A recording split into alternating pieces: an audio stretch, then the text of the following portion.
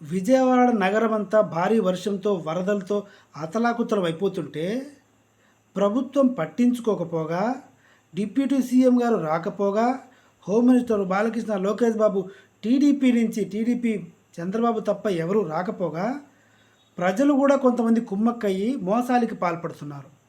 ఆ మోసాలు దౌర్జన్యాలు ఏంటి అన్నది ఈ వీడియో సింపుల్గా చెప్పి ముగించేస్తా. మంచినీళ్ళ water bottle 70 రూపాయలంట. 1 litre water bottle కొత్తది కొనుక్కుంటే 70 రూపాయలు.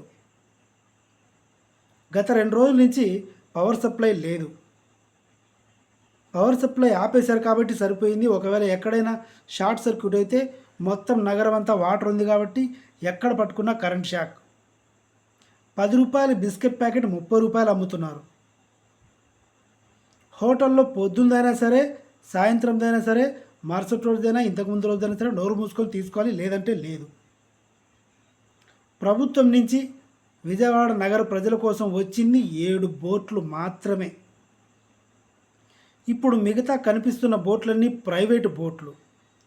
ఈ ప్రైవేటు బోట్లు 1 కిలోమీటర్కి దాదాపుగా 1000 రూపాయలు వసూలు చేస్తున్నారు.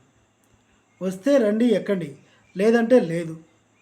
కిలోమీటర్ 2 కిలోమీటర్లు అలా దూరం ఉంటే 2000 నుంచి 3000 దాకా కూడా వసూలు చేస్తున్నారు. దొరికితే దొంగ, దొరకకపోతే దొర, పట్టిందే బంగారం అన్నట్లుగా వచ్చిన అవకాశాన్ని సద్వినియోగం చేసుకుంటూ వేలు వీళ్ళు సంపాదిస్తున్నారు. బోటు వాళ్ళు, బాలింతలు ఉన్నారు, ప్రెగ్నెంట్ లేడీస్ ఉన్నారు, ముసలి వాళ్ళు ఉన్నారు. వీళ్ళెవరికి తినడానికి తిండి లేదు.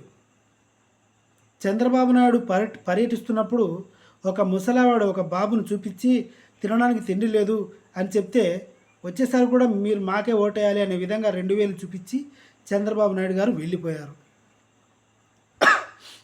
విజయవాడ వరదల విషయంలో చంద్రబాబు గవర్నమెంటు పూర్తిగా విఫలమైంది అనడానికి ఇవన్నీ సాక్ష్యాలు.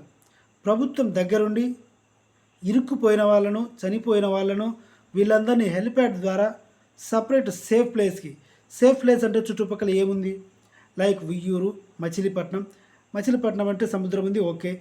కొన్ని గుంటూరు, మంగళగిరి, కొన్ని సేఫ్ ప్లేస్కి తీసుకొచ్చి వాళ్ళకి మంచి ఫుడ్ కాదు, తినడానికి ఏదో ఒకటి మొఖాన కొడితే కాస్త బ్రతికే అవకాశం ఉండేదేమో.